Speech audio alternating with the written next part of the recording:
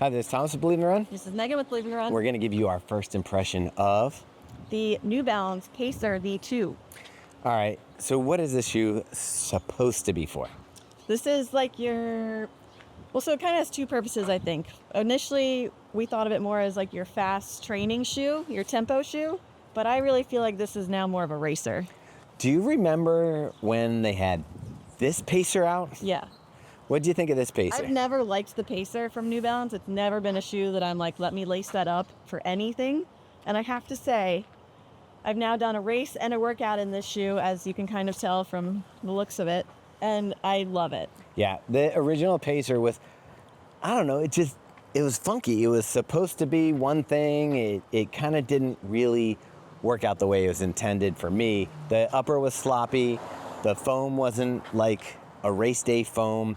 Yes, it had a plate, but it just didn't all come together. Fit, feel, and everything like that. This morning I did a 10-mile workout in this shoe. It's still on my feet. That's how much I like it. And it felt amazing. Like, I was really happy with the way it felt. As a matter of fact, it kind of made me think, would I use this one for marathon or would I use the Elite? I kind of like the feeling of this low slung foam. It still had enough cushioning and protection under the forefoot. It'd be a tough call for me. Yeah, so one of the updates here is they've actually added another 5 millimeters of foam underfoot, but it's still on the lower side. I think it's 33 in the heel. It's also now a Peba blend. Yeah, a Peba blended foam here, so it's like very responsive, very bouncy. This upper is extremely minimal. I did have some rubbing on the back of my heels. I didn't have any issue with it on my workout today. It was just the first time I wore it, but something to note. And it's super light, so my 7.5 is just over 6 ounces. And it just feels really good out on the roads. Yeah, my size 10 weighs 8.1 ounce. So it's right there. It's like getting close to, like, not quite as light as the Vaporfly, but lighter than some of the middle tier race day shoes. So I think it's in the mix. It's got to be a consideration. The only issue I had with the upper is the toe box does get a little bit shallow. So I did kind of feel on the top of my toes, but when you're talking about a race day fit, I really like a snugger fitting upper. Yeah, I would have to agree. So this is actually out now. It's $200, which I guess is a little bit on the higher side, but I feel like this is a race day shoe, so it actually would be on the lower side. Yeah, with the carbon plate, the foam, nice lightweight upper.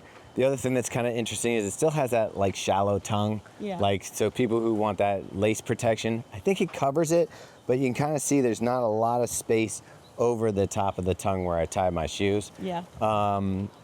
Overall, I really like this shoe. I think this is one of the more fun shoes. I would say maybe even like thinking like Rebel with a plate.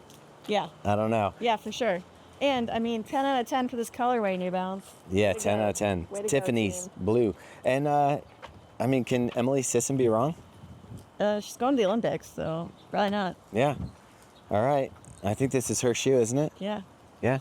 All right. So that's it for the Pacer until we give you a full review. But I have a feeling this one's a winner. Go. Oh, I'm going? Yeah. I got this guy. Throw. Oh, snags that out of the sky. Beauty. 2 points. Dude, yours, it's already gross.